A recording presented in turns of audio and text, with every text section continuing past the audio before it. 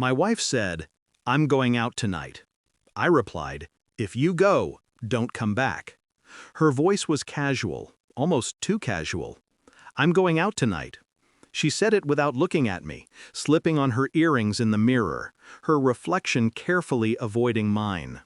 The words were ordinary, innocent even, but the tone wasn't.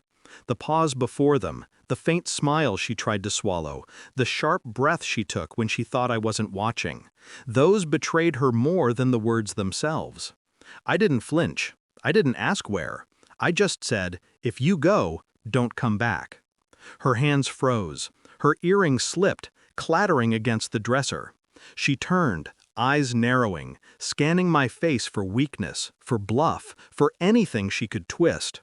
But there was nothing, only calm, cold.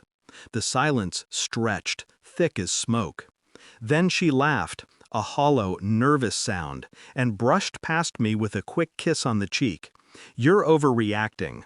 The door closed behind her, and I sat in the dark, staring at the space she had left behind, knowing this wasn't the first time she had lied. But it would be the last. The first signs had been subtle, too subtle for the man I used to be. Work trips that stretched too long, a phone that never left her hand, late-night showers, her skin smelling faintly of cologne that wasn't mine.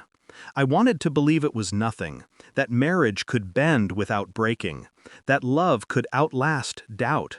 But love is blind until it's mocked, until you catch the quiet smirk when she reads a message and thinks you're not watching, until you notice the way her lips tremble with anticipation, not when you kiss her, but when her phone buzzes at midnight.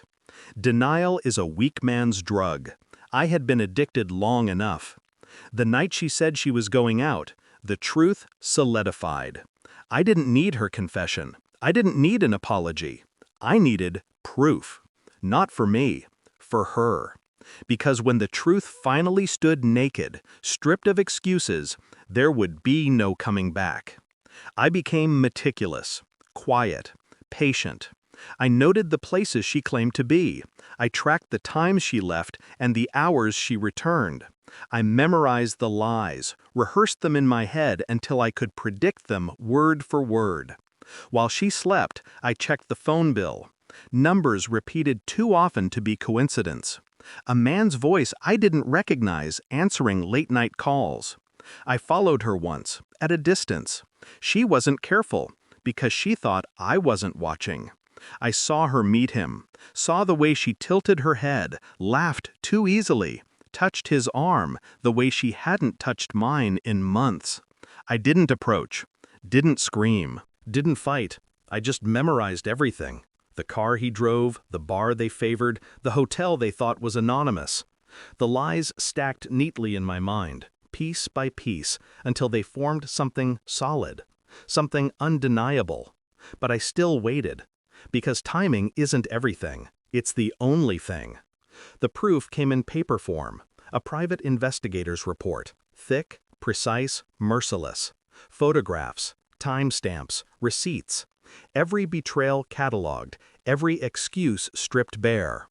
I read it once, then again. Each word a blade carving away the last fragments of affection I had for her.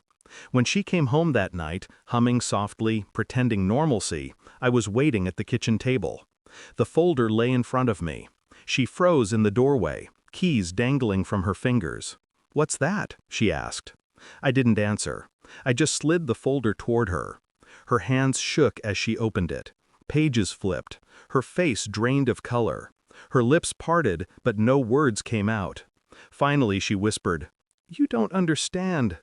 I leaned back, my voice steady, controlled. "I understand perfectly." Tears welled. She reached across the table, desperate.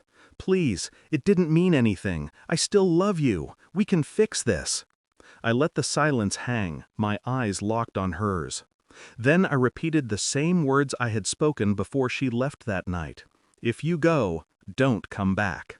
And this time, she knew it. Divorce was too easy, too clean. She had built her life on performance, on playing the faithful wife while sneaking through shadows. So my revenge was simple. I ripped away the mask. The documents went not only to her, but to her parents, her friends, her colleagues. Every person who thought she was loyal, every audience she had fooled, now saw her truth in cold print. Her lover received the same package, along with a single photograph of her kissing him outside the hotel, time-stamped. No words, just evidence. When she tried to call me, her number was already blocked. When she came to the house, her key no longer fit. I didn't need to scream, didn't need to strike.